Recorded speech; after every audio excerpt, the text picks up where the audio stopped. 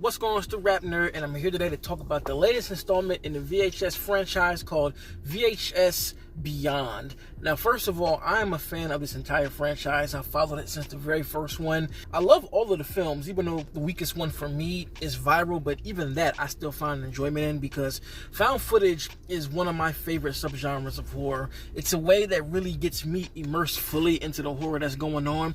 And VHS, over these many entries of films, have managed to push the found footage genre to heights that didn't think was possible, and in VHS Beyond it takes it even further. And as you can see, I'm in my car.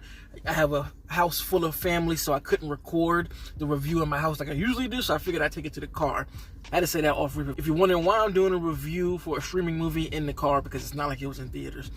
Now, what I love about this movie and why I think it's so important is because unlike the rest of them, this film to me has one central theme to all of the horror elements, and that is it's all based on science fiction. And the importance of that is I feel like doing this, VHS has now carved out its lane to move forward from here, doing themed found footage films. Like I can imagine the next one being VHS Cryptids, where they just talk about a whole bunch of crazy creatures, or VHS Slasher, VHS Paranormal. Like they could literally double down on one thing and crack that genre of which they choose open, because this one takes its real creative liberties, delving deep into the genre of sci-fi horror. And again, I love it.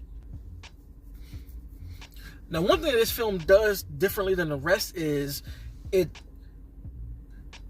one thing that this film keeps the same but does a little differently is its overarching story. Now, most of the VHS entries, they start with the short that kind of stretches its way throughout the film, and you get pieces of that throughout.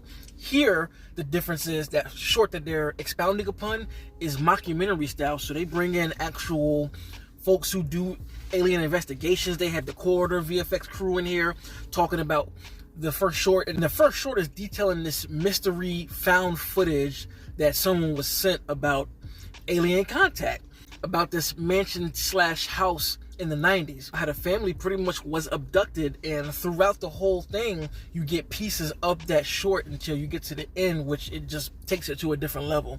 But I really enjoyed the mockumentary style because it made it feel different than all of the other ones. So to get into the shorts, there are 6 different ones, and all of them are pretty damn solid to good, except one. There's one that I think that it's okay, but it was the one that had the most shortcomings to it because the other ones were so strong. And while this one was sci-fi, it wasn't as sci-fi as the rest of them, but all in all, they're all good.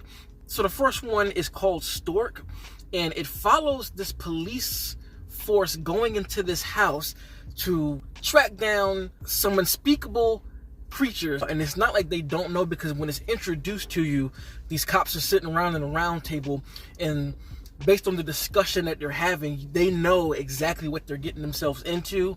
But man, oh man, I absolutely loved this short. It felt like playing a video game of some sort, some horror shooter game. Does it not hold back, as any of the films do? You know, VHS pushes shit to the furthest limits when it comes to horror, and it's no excuse with this movie, and especially in this short. There is some wicked shit in here, especially something that happens with a chainsaw. God damn. When you get to the end of this short, you literally just kind of jaw dropped as to like, what the fuck is this? And the next short is called Dream Girl, which is by some Indian filmmakers and writers, which I thought was cool, and they actually kept it in their language, so it's subtitled, which is even more dope. It follows this camera crew trying to get some insight on this Bollywood star who's shooting a new video. As they kind of infiltrate their way in to speak to her and the producers and all of that, a whole different type of evil unravels itself, and this one is pure chaos, insanity. Woo, I loved it. I love when horror films like this segment just go balls to the wall with chaos amongst a large group of people. And I even like what they did with this short, because once you get the reveal, it makes sense, because it kind of deconstructs the idea of what pop stars are and what a lot of people think when they see them do so many things. You're like, man, they have to be what I think they are. And this movie pushes that right in the forefront, making for an insane watch. Love that one as well. So the next segment is called Fur Babies, and this is the one that I've deemed to be on the weaker side because it is a little less sci-fi than the other ones. The context of what they're doing here seems very specific to the story, while the rest of them kind of feel like they play out in a real way. This group of young adults who are somewhat like PETA, who care about animals, they go to this lady's house because she makes videos on YouTube talking about dog care. And in her house, she has like dead dogs for the ones that passed. I forgot the name of it. I think it's taxidermy or something, I forgot. But instead of burying the dogs, she keeps their bodies preserved and keeps them around the house as like ways to remember the dogs. And this group has a problem with it. So they go to her house and in a sense, mildly confront her, and they end up getting themselves into shit that they shouldn't. Now, I will say that once the horror hits here, it is crazy, but compared to the rest of them, it was kind of like, just because of the situation of it. But still, a fun ride. Now, the next segment is my favorite. I believe it's called Let Live or Dive, and it's about this group of people on a plane wanting to skydive for one of the people's birthdays, and while in the sky, they are confronted by something in the sky, and that just leads to what you can expect, and it just keeps going and going and going in ways that blew me out the water. Like, I'm sitting here watching it like, okay, I saw that, this is crazy, so I know this is probably going to get crazier, and then it just levels itself up as the story continues in ways that really exhausted me watching. So that segment there is my favorite of them all. And then we get to the last segment that's its own story called Stowaway, I believe. This one follows this girl who goes to the Mojave Desert looking for UFOs. She ends up seeing something in the sky. As you can imagine, with this being sci-fi, she stumbles across something she shouldn't, and it takes it to and again, I'm sorry that all of these descriptions sound very vague and they sound the same as far as taking it to a different level, but again, there's some shit you have to see, and I don't want to spoil that, but I'm presenting the concept of it because just hearing the synopsis of each short, you're probably guessing where it's gonna go, but I guaranteed you do not guess where the fuck is going, especially Stowaway. What they did with the visuals in this one is insane. She's using like an older camera because there's a nice element in here while she's recording. She plays it back to herself, and you end up seeing that she recorded over herself when she was younger. And there's a nice line in there that just adds so much depth to her character. And of course, it's written by Mike Flanagan, so it's no surprise that this little character moment was snuck in there just to speak to who she is as a person. What makes it crazier, like I said, is the fact that the camera is a 90s camera. So you have that letterboxing on the side, that 4:3 ratio, the static.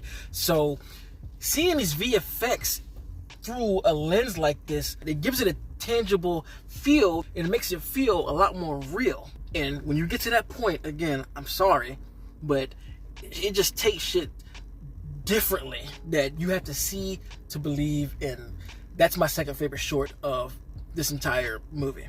And then it finishes off with the first one about the abduction that, again, goes places that you don't see coming. And what's so brilliant about how the end is they present the concept through dialogue, and then it presents itself visually, and just wow.